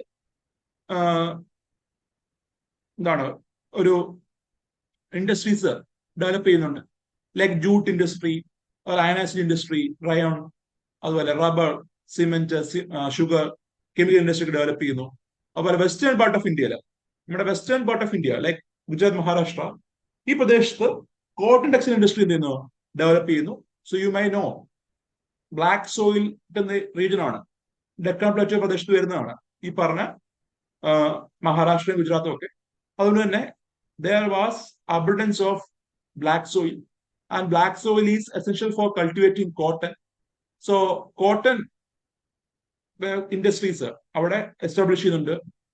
and jute mills Bengal പ്രദേശത്ത് എസ്റ്റാബ്ലിഷ് ചെയ്യുന്നു. ആൻഡ് 1907 നമ്മുടെ ടാറ്റ ഇനിഷ്യേറ്റീവില് നമ്മുടെ ടിസ്കോ, ടാറ്റ ആനാസിക് കമ്പനി എസ്റ്റാബ്ലിഷ് ചെയ്യുന്നുണ്ട്. ആ 1945 ശേഷം മറ്റ് ചില ഇൻഡസ്ട്രീസ് ലൈക്ക് ഷുഗർ, സിമെന്റ് ഒക്കെ എസ്റ്റാബ്ലിഷ് ചെയ്യുന്നു. സോ നോക്കുമ്പോൾ even though there were industries, the number of such industries less. വരുന്നുണ്ട്, വ്യവസായം വരുന്നുണ്ട്, പൂർണ്ണമായിട്ടും ഇല്ലാണ്ടാവുകയല്ല. 1900-കളിൽ 1850 ശേഷം 1900-കളിൽ ഇൻഡസ്ട്രീസ് എന്ത് ചെയ്യുന്നുണ്ട്, ഇന്ത്യ ഡെവലപ്പ് ചെയ്യുന്നുണ്ട്. പക്ഷെ വൻ ഡെവലപ്മെന്റ് എന്താ അവിടെ ഉണ്ടാവുന്നില്ല.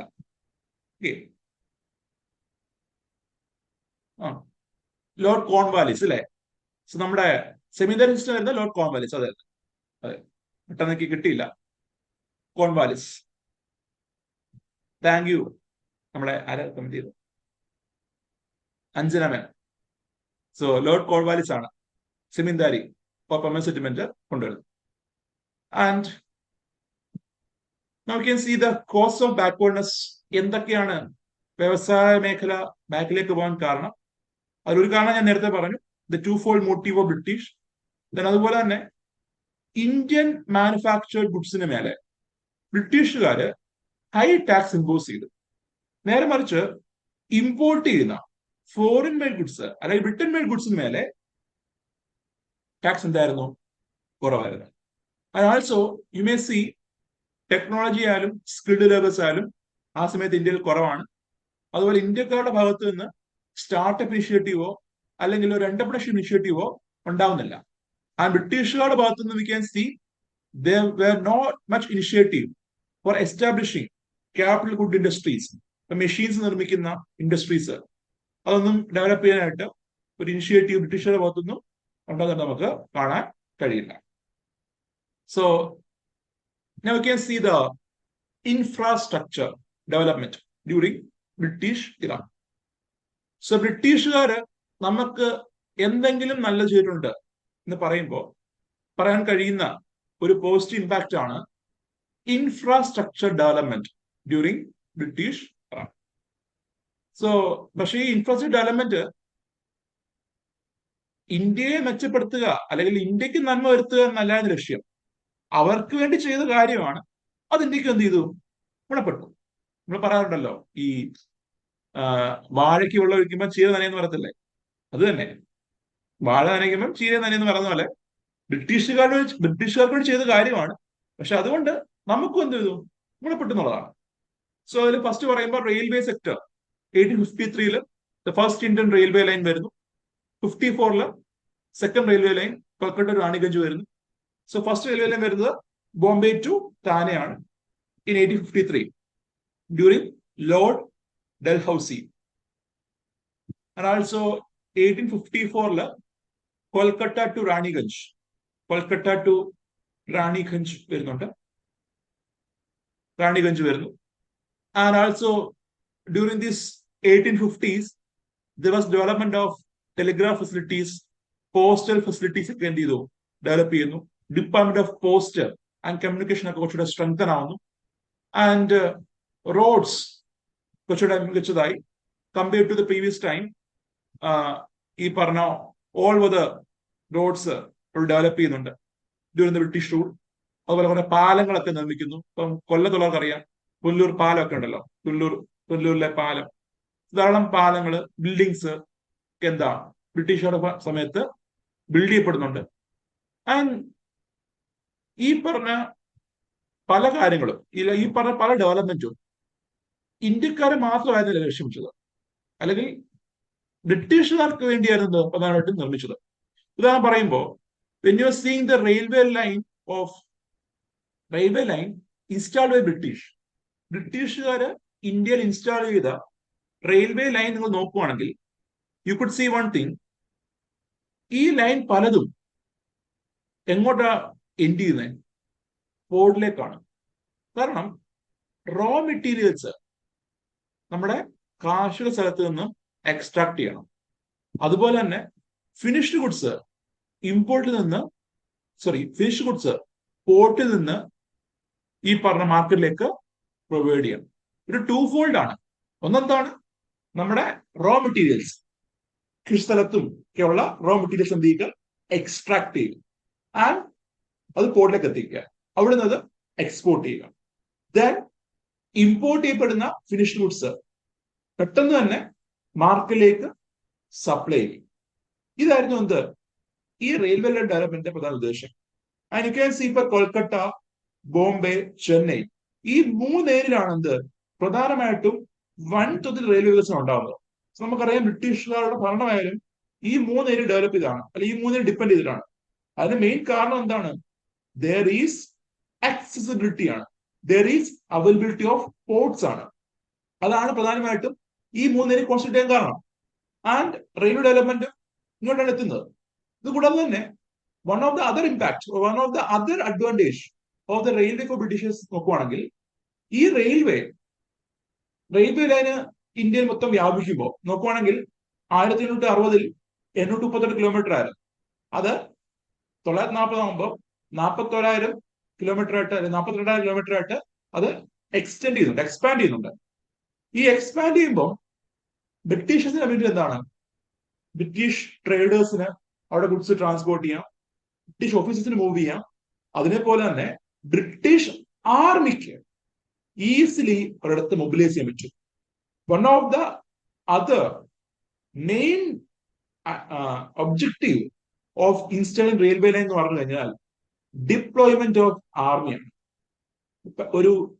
ഒരു പ്രതിഷേധം വരുന്നു, സർക്കാരിനെതിരെ ഒരു പ്രതിഷേധം വരുന്നു, പ്രൊട്ടസ്റ്റ് വരുന്നു, അല്ലെങ്കിൽ ഒരു റയറ്റ് വരുന്നു. ഈ സമയത്ത് എളുപ്പം തന്നെ ആർമിയെ അവിടെ മൊബിലൈസ് ചെയ്ത് ആ പ്രൊട്ടസ്റ്റ് അടിച്ചമർത്താനായിട്ട്, ആ റയറ്റ് അടിച്ചമർത്താനായിട്ട് ബ്രിട്ടീഷുകാർക്ക് ഈ റെയിൽവേ ലൈൻ വലിയ സഹായിച്ചു. കാരണം നേരത്തെ എന്താ, റെയിൽവേ ഇല്ലാത്തപ്പോ കരമാർഗം അവർക്ക് വേണം, റോഡ് മാർഗം വരേണ്ടി വരും.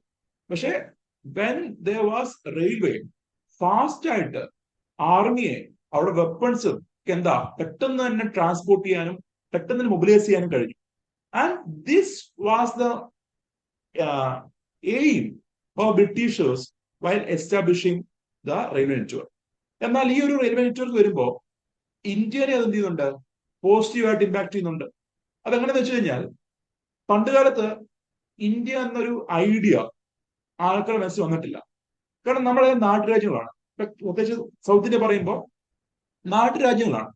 ഇപ്പം നമ്മൾക്ക് കേരളം തന്നെ പറയുകയാണെങ്കിൽ ട്രാവൻകൂർ, മലബാർ, കൊച്ചി എന്ന് പറഞ്ഞിട്ട് we had lot of local chieftains ആണുള്ളത്. അതുപോലെ തന്നെ സൗത്ത്, ഇപ്പം തമിഴ്നാടായാലും we can see local kingdoms ഉള്ളത്. ആൻഡ് അതുകൊണ്ട് തന്നെ ഒരു വൺനെസ് ഫീലിംഗ് ഇല്ല, നമ്മളെല്ലാം ഒന്നാണെന്നൊരു ഐഡിയ ഇല്ല. ആ സമയത്താണ് ഇത് ഈ റെയിൽവേ ലൈൻ വരുന്നത്. ഈ റെയിൽവേ ലൈൻ വരുമ്പോൾ എന്താ, ആൾക്കാർ മൂവ് ചെയ്യാൻ തുടങ്ങി. ആൾക്കാർ അവിടെ നിന്ന് ഇവിടെ നിന്നൊക്കെ മൂവ് ചെയ്യുകയാണ്. And when they are travelling from one place to another, they are feeling oneness. ഇപ്പൊ മലയാളം സംസാരിക്കുന്ന ആളും, തമിഴ് സംസാരിക്കുന്ന ആളും, കന്നഡ സംസാരിക്കുന്ന ആളും, തെലുങ്ക് സംസാരിക്കുന്ന ആളും, മറാഠി ആയാലും ഹിന്ദി ആയാലും ഇവരെല്ലാം ഒന്നാണ്, നമ്മളെല്ലാം ഒരേ രാജ്യത്തിന്റെ ഭാഗമാണ്. ഈ നാഷണലൈസേഷൻ എന്ന ഐഡിയ സ്പ്രെഡ് ചെയ്യാനായിട്ട് നമ്മുടെ റെയിൽവേ ലൈൻ സഹായിക്കുന്നുണ്ട്. So that is why we always say railway line is the blood line of India. ഇന്ത്യയുടെ ബ്ലഡ് ലൈൻ എന്നാണ് പലപ്പോഴും പറയുന്നത്. അതിന് കാരണം എന്താ, ഇങ്ങനെ ഇന്ത്യ മൊത്തം വ്യാപിച്ചു കിടക്കുകയാണ്. ആൻഡ് ഇന്ത്യ മൊത്തം ഇങ്ങനെ വ്യാപിച്ചു കിടക്കുന്നതനുസരിച്ച് ആൾക്കാർ ട്രാവൽ ചെയ്യുമ്പോൾ നമ്മളത് നോക്കുക. ഇപ്പൊ നമ്മൾ തന്നെ ഒരു ട്രെയിൻ യാത്ര ചെയ്യുമ്പോൾ, ബസ്സിൽ അധികം വരത്തില്ല, ട്രെയിൻ യാത്ര ചെയ്യുമ്പോൾ യു ക്യാൻ സി ഒരു ലോങ് ട്രിപ്പ് പോകാന്ന് വെച്ചോ, സപ്പോസ് കന്യാകുമാരി ടു ജമ്മു കാശ്മീർ, അല്ലെ കേരളത്തിൽ നിന്ന് കാശ്മീരിലേക്ക് പോകണം. So if you are moving from Kerala to Kashmir, you are moving across different states, different culture, different food, different language. So unity and diversity അത് ഉറപ്പിക്കാനായിട്ട് റെയിൽവേ സഹായിക്കുന്നുണ്ട്. അതുപോലെ നമ്മുടെ നാഷണൽ ലീഡേഴ്സിന് അവർക്കും ഈ മൂവ്മെന്റ് നടത്താൻ, അല്ലെങ്കിൽ അവർക്കും ഒരു സ്ഥലത്ത് നിന്ന് മറ്റൊരു സ്ഥലത്തേക്ക് പോകാനായിട്ട് സഹായിക്കുന്നു. പ്രത്യേകിച്ച് ഗാന്ധിജി ആയാലും നിങ്ങൾക്ക് അറിയായിരിക്കും, when Gandhiji return back to India, south ആഫ്രിക്കയിലെ അദ്ദേഹത്തെ സേവനം കഴിഞ്ഞ് തിരിച്ച് നാട്ടിലേക്ക് എത്തുമ്പോൾ നമ്മുടെ ഗാന്ധിജിയുടെ സ്പിരിച്വൽ ഗുരു എന്നറിയപ്പെടുന്ന ഗോഖലെ എന്താ പറയുന്നത്, ഒരു ഓൺലി ട്രിപ്പ് പോകാനാ പറയുന്നത്. ഇന്ത്യ മൊത്തം ഒരു ട്രിപ്പ് പോവുക അല്ലെ. അങ്ങനെ ഗാന്ധിജി എന്ത് ചെയ്തു, ഈ ട്രെയിനിൽ ഇങ്ങനെ ഓൾറെഡി ട്രിപ്പ് പോകുന്നുണ്ട്. ആ പോകുന്ന വഴിക്ക് വെച്ചാണ് എന്ത്, ആ യാത്രക്കിടയിൽ വെച്ചാണ് നമ്മുടെ ഗോഖലെ മരിച്ചു പോകുന്നു. ഗാന്ധി ട്രിപ്പ് ക്യാൻസൽ ചെയ്ത് പോകുന്നത്. നിങ്ങൾ ആ ഇതിന്റെ ഓർമ്മ ഉണ്ടാവും. And if you have the opportunity to see Gandhi movie, നമ്മുടെ ഓസ്കാർ വിന്നിംഗ് മൂവിയാണ്. യൂട്യൂബിൽ I think it is available, YouTube available ആണ്. ഗാന്ധി മൂവി ഉണ്ട്, നമ്മുടെ റിച്ചാർഡ് അറ്റംബറോ അല്ലെ സംവിധാനം ചെയ്ത, ബെൻ കിൻസ്ലി ഗാന്ധി അഭിനയിച്ച ഒരു മൂവിയുണ്ട് ഗാന്ധി എന്ന് പറയുന്നത്. It's A beautiful movie. And after studying modern Indian history, നിങ്ങൾ ആ സിനിമ കാണുകയാണെങ്കിൽ ഓരോ ഇവന്റ്സും കൃത്യമായിട്ട് നിങ്ങൾക്ക് ഓർത്തിരിക്കും. ഇപ്പൊ ചൗരി ചൗര ഇൻസിഡന്റ് ഒക്കെ അറിയാതിരിക്കുന്നത് പഠിച്ചു കാണുമല്ലോ. നോൺ കോപ്പറേഷൻ മൂവ്മെന്റിന്റെ വിഡ്രോവലിന് കാരണമായ ചൗരി ചൗര ഇൻസിഡന്റ്, ഇതൊക്കെ അത് പ്ലോട്ട് ചെയ്യുന്നുണ്ട്. സോ ഗാന്ധിജി അതിൽ വിഷമിക്കുന്നതും ഗാന്ധിജി അത് പിൻവലിക്കുന്നതൊക്കെ കാണുന്നുണ്ട്. ഓരോ ഇവന്റ്സ് നമ്മുടെ ഇന്ത്യയുടെ ഫ്രീഡം മൂവ്മെന്റിലെ ഓരോ ഇവന്റ്സും കൃത്യമായ ടൈം ലൈനില് അവിടെ കൃത്യമായി കാണിക്കുന്നുണ്ട്. ഡയലോഗുകൾ വഴിയും അതുപോലെ സംഭാഷണം വഴിയും ക്യാരക്ടേഴ്സ് വഴിയും.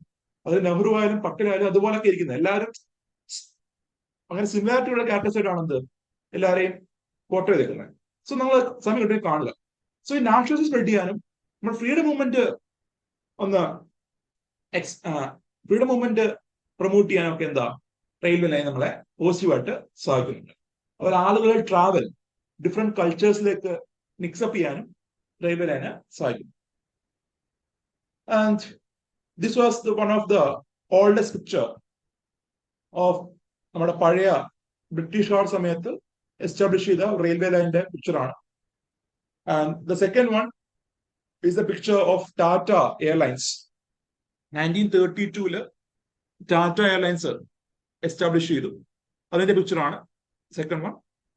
ഇതാണ് പിന്നീട് ഈ ടാറ്റ എയർലൈൻസ് ആണ് പിന്നീട് നമ്മുടെ എയർ ഇന്ത്യയും ഇന്ത്യൻ എയർവേസ് ഒക്കെ മാറുന്നത്. സോ ദിസ് ടാറ്റ എയർലൈൻസ് ആണ് പിൽക്കാലത്ത് ആഫ്റ്റർ ഇൻഡിപെൻഡൻസ് നാഷണലിസത്തിന്റെ ഭാഗമായിട്ട് ഇന്ത്യൻ ഗവൺമെന്റ് ഓൺ ചെയ്ത എൻറ്റിറ്റി ആയിട്ട് മാറുകയും ഇപ്പൊ പിന്നീട് ടാറ്റയുടെ കയ്യിലേക്ക് തന്നെ തിരിച്ചു പോവുകയും ചെയ്തത്. And now you can see the trade during British period ആണ്.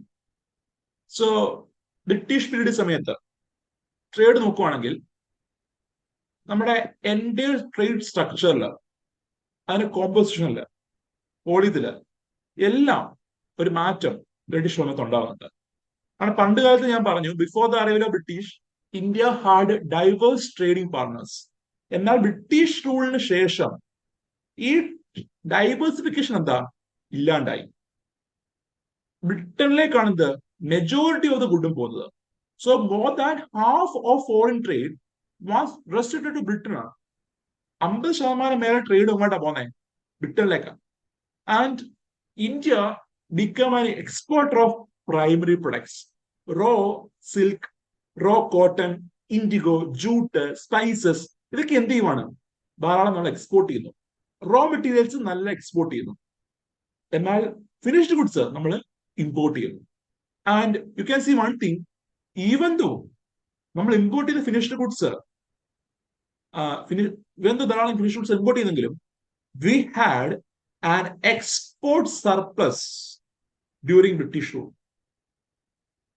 ബ്രിട്ടീഷ് റൂൾ സമയത്ത് ഓർത്ത് നോക്കുക, നമ്മൾ എന്ത് ചെയ്യുന്നുണ്ട്, ധാരാളം റോ മെറ്റീരിയൽസ് എക്സ്പോർട്ട് ചെയ്യുന്നു. സോ പൊതുവിൽ പറയുമ്പം റോ മെറ്റീരിയലിന്റെ കോസ്റ്റ് എന്തായിരിക്കും, ഫിനിഷ്ഡ് ഗുഡ്സിനേക്കാൾ കുറവായിരിക്കും. The cost of raw material will be less than finished goods. And India was exporting lot of raw materials to Britain and lot of finished goods from Britain. ഇവിടുന്ന് ധാരാളം raw materials export ചെയ്യുന്നു, അവിടുന്ന് ധാരാളം finished goods import ചെയ്യുന്നു. And എന്നിട്ട് പോലും we can see we are having export surplus. അതിന് കാരണം എന്താ, ഹ്യൂജ് വാല്യൂ ഓഫ് ഗുഡ്സ് ആണ് എന്ത് ബ്രിട്ടീഷ് റൂൾ സമയത്ത് ഇന്ത്യയിൽ നിന്ന് എക്സ്പോർട്ട് ചെയ്യപ്പെടുന്നത്. സോ ബ്രിട്ടൻ വാസ് എക്സ്പ്ലോർട്ടിങ്, കൊള്ളയടിക്കുകയായിരുന്നു. ഇപ്പൊ 1947 ബ്രിട്ടൻ പോകുന്ന സമയത്ത് എന്തായാലും പോവാണ്, എന്നാ പിന്നെ തൂത്ത് പറക്കിക്കെന്ന് വെച്ചിട്ട് നമ്മുടെ കോഹിനൂർ ഡയമണ്ട് കൊണ്ടുപോയി, പീകോക്ക് ത്രോൺ കൊണ്ടുപോയി. എന്തൊക്കെ ഇവിടെയുള്ള എല്ലാ സാധനവും തൂത്തുപറക്കി കൊണ്ടുപോയി. ഇപ്പം ബ്രിട്ടൻ മ്യൂസിയത്തിൽ ഇരിക്കുകയാണ് പല കാര്യങ്ങളും. അതൊക്കെ എന്താ ഇന്ത്യയുടെ അസറ്റ് ആയിരുന്നു, ഇന്ത്യൻ സ്വത്തായിരുന്നു. ഇതൊക്കെ എന്താ കൊള്ളടിച്ച് കൊണ്ടേക്കുകയാണ്. ഇതൊക്കെ എന്താ ഇപ്പൊ ചോദിക്കുമ്പോൾ പറയുന്നത് എന്താ, ഓരോ മുടന്ന് ഞാൻ പറഞ്ഞുകൊണ്ടിരിക്കുകയാണ്. So that was the condition. And ഈ പറഞ്ഞ ട്രേഡ് 1869 എന്നൊരു ഇയറിന് ശേഷം വൻതോതിൽ ഇൻക്രീസ് ചെയ്യുന്നുണ്ട്. അതിന് കാരണം ദിസ് ഇയർ സിഗ്നിഫിക്കന്റ് ആണ്. ഈ ഇയർ ഓർത്തിരിക്കുക, the 1869, the year 1869. This was the year in which Suez Canal was opened. നമ്മുടെ ഈജിപ്റ്റ് സൂയസ് കനാൽ ഓപ്പൺ ചെയ്ത വർഷമാണ് 1869. സോ മുൻകാലങ്ങളിൽ ബ്രിട്ടീഷുകാർ ഇന്ത്യയിൽ ട്രേഡ് ചെയ്യുമ്പോൾ അവരെങ്ങനെ പൊയ്ക്കൊണ്ടിരുന്നത്, നമ്മുടെ ലണ്ടനിൽ നിന്ന് അല്ലെങ്കിൽ UK നിന്ന് they need to move through Atlantic Ocean. South Atlantic ocean എന്ത് ചെയ്യണം, അവര് ട്രാവേഴ്സ് ചെയ്യണം. അതിനുശേഷം നമ്മുടെ കേപ്പ് ഓഫ് ഗുഡ് ഹോപ്പ് ഒക്കെ ചുറ്റിട്ടാണ് എന്ത് ഇന്ത്യയിലേക്ക് വന്നുകൊണ്ടിരുന്നത്. So the route was like this. ഇങ്ങനെ ആ റൂട്ട് നമ്മുടെ സൗത്ത് ആഫ്രിക്ക ചുറ്റിയാണ് എന്ത് വന്നുകൊണ്ടിരുന്നത്. എന്നാൽ ഈ പറഞ്ഞ സൂയസ് കനാൽ വന്ന ശേഷം ഈ റൂട്ട് എന്ത് ചെയ്തു, മാറി. ഇങ്ങനെ വരുന്നതിന് പകരം they are traveling like this. എന്ത് ചെയ്തു, അറേബ്യൻ സീയിൽ നിന്ന് red sea, then Suez canal, Mediterranean sea, then UK. So the distance of journey കുറഞ്ഞു. It is said that ആദ്യം പഴയ റൂട്ടില് 19,800 കിലോമീറ്റർ ഉണ്ടായിരുന്നു. എന്നാൽ പുതിയ റൂട്ടില് 11,600 കിലോമീറ്ററേ ഉള്ളൂ. വിച്ച് മീൻസ് ഒരു 7,000 കിലോമീറ്റർ അല്ലെങ്കിൽ ഒരു 8,000 കിലോമീറ്ററോളം കുറവ് ഈ ട്രാവലില് ഉണ്ടായി. ആൻഡ് ഈ ഒരു reduction in the kilometre, reduction in the distance എന്തിനു കാരണമാക്കി, this further intensified or further increased the exploitation. The opening of Suez Canal എന്ത് ചെയ്തു, ഇന്ത്യയിലെ എക്സ്പ്ലോട്ടേഷൻ വർദ്ധിക്കാൻ കാരണമായി എന്ന് കാണാൻ കഴിയും. So this was the Suez Canal. And recent നിങ്ങൾ കേട്ട് കാണുമല്ലോ, സൂയസ് കനാലില് ഒരു ബ്ലോക്കേഡ് ഉണ്ടായിരുന്നു, ഓർമ്മയുണ്ടോ? കഴിഞ്ഞ വർഷം ദിവസം ബ്ലോക്കേഡ് ഇൻ സൂയസ് കനാൽ. ഒരു ഷിപ്പ് സൂയസ് കനാലില് കുടുങ്ങിപ്പോയി. Can you name the ship? ആ ഷിപ്പിന്റെ പേര് ഓർമ്മയുണ്ടോ? ജപ്പാൻ ഷിപ്പാണ്. ജപ്പാനിലെ ഒരു ഷിപ്പ് സൂയസ് കനാലിൽ കുടുങ്ങി. ആ സൂയസ് കനാൽ വഴിയുള്ള ഗതാഗതം ഒക്കെ തടസ്സപ്പെട്ടു. ചെറിയൊരു ഏരിയയാണ് ഈ സൂയസ് കനാൽ എന്ന് പറഞ്ഞാൽ, ഒരു നാരോ റൂട്ടാണ്. അവിടെ ഒരു ഷിപ്പ് എന്താ ഇങ്ങനെ കുടുങ്ങിപ്പോയി. പിന്നെ കുറെ നാൾക്ക് ശേഷം, എനിക്ക് 2 ആഴ്ച 3 ആഴ്ചയോളം പണിപ്പെട്ടാണ് ഈ പറഞ്ഞ മണ്ണൊക്കെ മാറ്റി ഷിപ്പിനെ മൂവ് ചെയ്യുന്ന രീതിയിലൊക്കെ മാറ്റിയത്. And do you know that, കേട്ടിട്ടുണ്ടോ? ഇവന് ഓർമ്മയുണ്ടോ? ഷിപ്പിന്റെ പേര് എവർഗിവൺ എന്നായിരുന്നു. Ever Given was the name of the ship.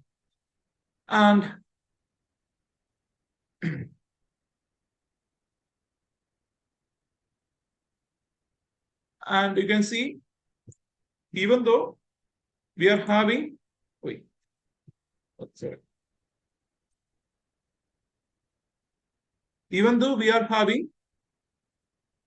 export surplus, അതിന്റെ ബെനിഫിറ്റ് ഒന്നും എന്താ ഇന്ത്യക്ക് ലഭിച്ചില്ല.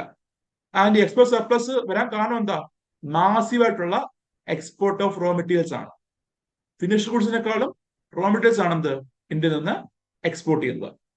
And the export surplus earned by British was used by British to make payments for the expense incurred by the office set up by the colonial government in Britain. So നിങ്ങൾക്ക് ഓർമ്മയുണ്ടാവും, British rule സമയത്ത് ഇന്ത്യയിലെ ഭരണകാര്യങ്ങൾ അറിയാൻ വേണ്ടിയിട്ട് UK ഒരു officer setup ചെയ്യുന്നുണ്ട്. And ആ ഓഫീസിലെ പൈസ കൊടുക്കുന്ന ആരാണ്? ഇന്ത്യയാണ്. ബ്രിട്ടൻ കൊടുക്കേണ്ടതാണ്. മറിച്ച് എന്താ, ഇന്ത്യയിലെ ഈ പൈസ ഉപയോഗിച്ചാണ്, ഈ എക്സ്പോർട്ട് വഴിയുള്ള റവന്യൂ ഉപയോഗിച്ചൊക്കെയാണെന്ത് ആ ഫീസ് അവരുടെ സാലറി കൊടുത്തുകൊണ്ടിരുന്നത്. അതുപോലെ ബ്രിട്ടീഷിന്റെ വാറിന്, ബ്രിട്ടീഷ് ഗവൺമെന്റ് നയിക്കുന്ന യുദ്ധങ്ങൾക്ക്, അതുപോലെ അവിടെയുള്ള ആർമിക്ക് ഇതെല്ലാം ആരാ ഫണ്ട് ചെയ്തോണ്ടിരുന്നത്? India. So we can C India അവർക്ക് എന്താ ഈ പറഞ്ഞ പാലിരുന്നൊരു പശുവാണ്, കറന്നുകൊണ്ടേയിരിക്കുകയാണ്. നോക്കുവാണെങ്കിൽ എന്താ ഈ പറഞ്ഞ ഇന്ത്യ ചിലവുണ്ട്, ഇന്ത്യയിലെ അഡ്മിനിസ്ട്രേഷൻ എക്സ്പെൻസ്, അതുപോലെ തന്നെ ബ്രിട്ടീഷ് നയിക്കുന്ന വാറുകൾ, അവരുടെ ഈ പറഞ്ഞ ഇന്ത്യയിൽ നയിക്കുന്നതും ഇന്ത്യക്ക് പുറത്ത് നയിക്കുന്ന യുദ്ധങ്ങള്, അതുപോലെ ഇന്ത്യയെ പറ്റി അല്ലെങ്കിൽ ഇന്ത്യയിലെ ഭരണകാര്യം നോക്കാൻ വേണ്ടി ബ്രിട്ടീഷുകാർ സെറ്റ് ചെയ്ത ഓഫീസിലും പരിശോധിക്കുന്ന ആരാണ്? India. So there was complete draining of wealth from India to Britain നമുക്ക് കാണാൻ കഴിയും.